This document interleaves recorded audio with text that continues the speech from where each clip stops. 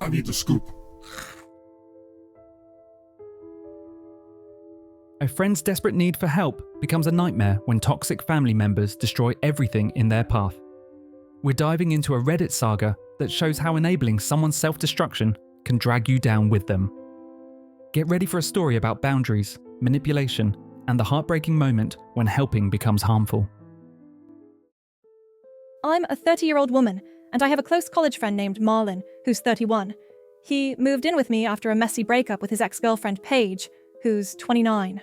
Their relationship ended because of the toxic influence of his financially dependent family. Marlon is the only successful member of his family, but despite his success, he's constantly belittled by them.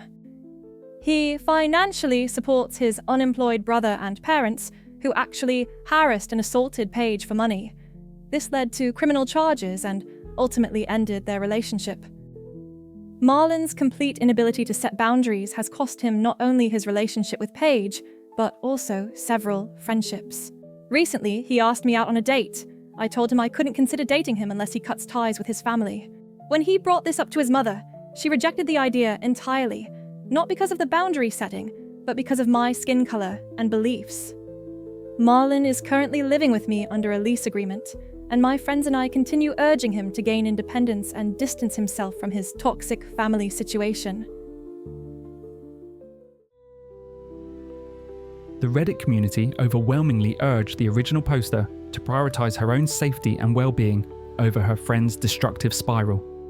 As Marlon's situation deteriorated further, his parents' harassment escalated to new levels of entitlement and aggression. What started as temporary housing would soon become a breaking point that forced impossible choices. Paige broke up with Marlon, and she and I became friends and started spending time together. Marlon continued to spiral under the weight of supporting his toxic family, who kept belittling him and demanding more money. Despite my efforts to help him set boundaries, Marlon tried to reconnect with Paige, even when she threatened legal action if he kept showing up uninvited. When Paige started dating someone new, Marlon's mental state worsened even further.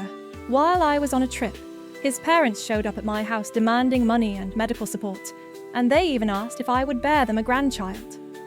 Later, they pressured Marlon into agreeing to take out loans and get a new truck for his dad. This left him completely overwhelmed, and he trashed parts of the house. I'm now considering evicting Marlon for my own well-being. I can't imagine the emotional toll of watching someone you care about choose toxic family over their own happiness repeatedly. Paige's perspective added crucial context about just how deep Marlon's dysfunction ran, painting a picture of someone completely consumed by his parents' manipulation. Meanwhile, the original poster was reaching her limit, with the situation spiraling completely out of control. This is Paige's perspective on the events regarding the first two posts. Her post is not included here for brevity's sake, and since it's mostly covering the same ground as the original poster. The community rallied behind both women, with many sharing their own experiences of cutting ties with toxic enablers who refused to change. As Marlon's eviction deadline approached, his desperation reached dangerous new heights that would test every relationship he had left. What should have been a peaceful birthday celebration was about to become the final confrontation that changed everything. Sorry for the late update. I've had a lot of stuff going on. As quite a few of you have strongly suggested, I'm a 30-year-old woman, and I evicted Marlon, a 31-year-old man, from my home, giving him the 30-day notice to leave. He's no longer living with me. I recognize now that the Marlon I befriended years ago when we were in college is not the same person I know now. Because of that, Tiffany, who's 30, and I organized for Marlon to move in with non-toxic family members of his.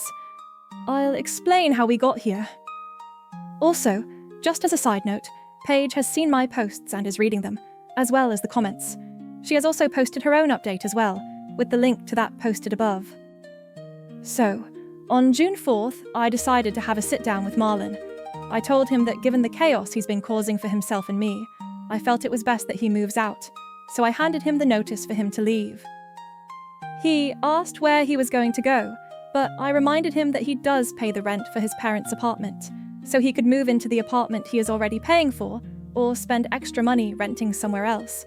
Either way, he had 30 days to organize his own accommodation. He didn't really argue, as he did recognize he overstayed his welcome. I also informed him that I did not want his parents coming to my house ever again. Fast forward to 2 weeks later, still within the 30 days he had to leave, Marlon came home telling me that he got fired. He didn't tell me about this previously, but a few days before his firing, his parents came to his office to berate Marlon again. He didn't say what for, but also to demand that his manager give him a pay raise as Marlon wasn't earning enough to support the three of them. They, of course, caused a commotion in the office, Marlon's parents arguing with his manager and Marlon. Rather than stand up to his parents, he got scared and started basically begging his manager to give him a raise just to keep the peace with his family. Marlon's parents were escorted out of the office by security, and Marlon's boss had a pretty tense talk with him about this immediately after they were removed. As I understood, Marlon's issues with his family and his breakup with Paige, who's 30, was causing him a lot of stress. Initially, Marlon's boss was understanding and did encourage him to take some time off to take care of himself. But after a while, Marlon seemed distracted and the quality of his work was declining to the point it was starting to affect the productivity of the team. Additionally, before this incident, Marlon's parents have sent emails and left voice messages to Marlon's boss, which also annoyed him. Marlon's boss, but also attracted the attention of upper management.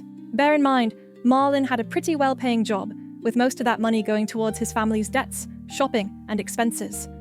Fast forward to the week before Marlon was supposed to move out. Marlon was still looking for a new place to stay, while also looking for a new job. Tiffany initially offered to let Marlon move in with her for a few days, but her husband, Christian, who's 35, shot down that idea immediately as he understood the situation with Marlon and didn't want him in their house. Marlon has become more stressed and irrational because of the situation his parents put him in. Anyway, we were celebrating Paige's 30th birthday at Tiffany's home. While Marlon knew about the event, he wasn't invited, for obvious reasons. During the get-together, while we were just hanging out in the living room, Marlon just walked into the house, uninvited. He didn't even ring the doorbell and entered the living room saying hi, awkwardly smiling, trying to act cool, pretending like he belonged there, pretending that what he was doing was somehow normal. Tiffany and I asked him what is he doing here. Marlon initially lied, saying that he was invited, but Tiffany noted that she didn't invite him. Marlon then said something along the lines of, "Well, you guys," referring to me and Tiffany, "are my friends, so..." To which I cut him off, with me telling him, "Yeah, but you weren't invited," and "This is for Paige, not you," as I also pointed out that it was incredibly inappropriate for him to be here. He then tried speaking to Paige, who is seated next to her boyfriend Virgil, who's 33, asking her if they could talk in private. Paige just coldly looked at him and told Marlon no, and Paige telling him to leave. Marlon then just started talking, saying things like, "We can talk about this," and "We can still make this work if you just agree to talk to me." Marlon also added that his mom said she'd be willing for Paige to date Marlon again if Paige apologizes to her. Marlon's mom, forgetting Ryan, Marlon's older brother, sent to jail for trying to rob Paige's tattoo parlor last year, and if Paige withdraws her restraining order against his mom. Marlon then also tried to remind Paige that she is a criminal as well, as Paige was once arrested for disorderly conduct after she participated in a Black Lives Matter protest in New York City back in 2020, for which she paid a fine for. So, Marlon believes that it wasn't fair for her to have his brother arrested for attempting to rob her parlor. Additionally, Marlon talked about how his mom is still stalking Paige on social media, saw her photos with her new boyfriend Virgil, to which Marlon talked about how his mom doesn't approve of the fact Paige is dating a black man. Virgil is half black, to which Paige interrupted him, angrily shouting back, "I don't give a what your mom thinks." Paige continued saying that she doesn't want to cater to his mom's whims, reminded Marlon of all the anti-Semitic slurs his parents called her. As previously mentioned, Paige is Jewish. In the last few months of her relationship with Marlon, she wasn't happy, and that she wants nothing to do with his family. Additionally, Paige also went on to say that she's happy with Virgil as, unlike Marlon, he actually does support her. Marlon then tried to grab Paige's hand as he tried begging again, but Virgil got up and shoved Marlon, causing Marlon to fall back, and Virgil telling him to get the back. Virgil then again reminded Marlon that Paige already broke up with him. She already told him he, Marlon, wasn't invited, and she already told him to leave, as Paige held back Virgil. Christian and Andy, another guest, were about to grab Marlon and drag him out of the house. Paige then got up and told them to stop. She then said, "Fine, Marlon, you want to talk? Let's talk." For a few seconds, Marlon excitedly smiled with glee, only for Paige to elaborate that she wasn't going to talk about getting back together with him. That simply was never on the table. But instead, she wanted to talk about everything that was wrong with Marlon, specifically his toxic relationship with his parents. As soon as she said that, Marlon just nervously said, "I don't want to talk about that." Paige replied saying, "Well, I didn't want you here either, but here we are." For the next 2 hours, Paige's birthday party then turned into an impromptu intervention, with Paige berating Marlon for his spinelessness. Paige saying things like, "Why couldn't you have stuck up for me when I did that for you? Why can't you stand up for yourself? Do you like getting hurt? And have they, his parents, ever made you happy?"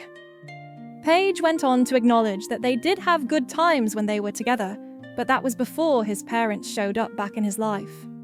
Marlon in turn switched between trying to defend his parents and saying he didn't want to talk about his parents' toxic behavior, with Marlon saying things like, "I'm just trying to be a good son." Marlon talking about how old and sickly his mom is, and how he needs to take care of his parents because they're family. Marlon also kept repeatedly shouting things like, "I don't want to talk about this," and "I did not come here to talk about this," referring to Paige forcing Marlon to confront his problems. Christian chimed in, telling Marlon, "It's not enough that you're setting yourself on fire to keep your ungrateful parents warm, but you're now trying to set 2 other women, me and Paige, on fire as well." Followed by Christian telling Marlon to grow up, stop humiliating yourself, and man the up. To which Marlon, while crying, screamed back at Christian, "No!" Tiffany then told off Christian for being too cruel to Marlon, to which Christian reminded Tiffany that Marlon isn't one of her students. Tiffany works as a preschool teacher, so she should stop treating him like a child. Tiffany and Christian then got into a separate argument because of this, as Christian reminded Tiffany that the 2 of them have a kid on the way, so she can't keep spending her money to help Marlon. Towards the end, Marlon was just this crying, blubbering, incoherent mess, and saying he just wanted things to go back to normal while keeping his family happy. Paige then composed herself and asked Marlon about his Aunt Grace, who is the older sister of Marlon's mom, asking him if he still had contact with her. Marlon said yes, as he still had her on Facebook, as well as having her email saved somewhere on his phone. Paige then told Marlon to unlock his phone and give it to her, which he did, so she could look for Grace's email address. Paige explained to me and Tiffany that Grace was one of the few kind and non-toxic family members Marlon had. She told us of how Marlon previously talked about how when he was growing up, Grace used to protect him from his mom's abuse, and again was one of the few members of his family who was actually nice to him. Paige then asked Marlon if Grace still lives in Mississippi. "They live in Montana now," said Marlon. Paige then said she'll try to get in touch with Grace and recommended that we ask her if she'd be willing to take in Marlon. She went on to say that if Marlon doesn't leave, she'd have no choice but to get a restraining order against him as well. Paige and Virgil then thanked us for throwing her a party and left. I turned to Marlon. I was about to ask him what was he thinking coming here, causing a scene, ruining the party, ask for what he hoped to gain, but I thought to myself it was probably pointless to ask, so I didn't. Over the next couple of weeks, Tiffany, Paige, and I made contact with Marlon's Aunt Grace. Paige explained the situation to her, while Tiffany and I organized the logistics of moving Marlon's stuff to his aunt's place.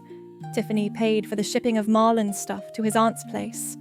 Marlon did tell us that he didn't really want to leave California, as he wanted to stay close to his parents, to which I simply asked him, "Okay, if you don't move in with your aunt in Montana, who are you going to stay with, and who's going to support you?" Marlon sat there looking at me and Tiffany for an awkward 10 seconds, and he finally said, "I was actually kind of hoping you'd cancel my eviction and help pay for..." To which I cut him off, telling him that helping him move was the last thing I was going to help him with. I also reminded him that Paige was going to take legal action against him and get a restraining order if he didn't leave, and he has no job, so he won't be able to pay for anything.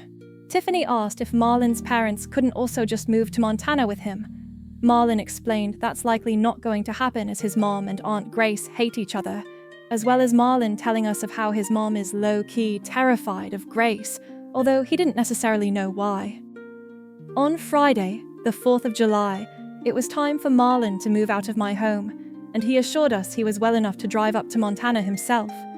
I told him Tiffany and I will organize for the rest of his stuff to be shipped over to his aunt's place. Marlon thanked me and Tiffany for supporting him and apologized for his behavior as well as the problems he caused us. We accepted his apology, but I told Marlon I didn't want to do anything more to help him past this point.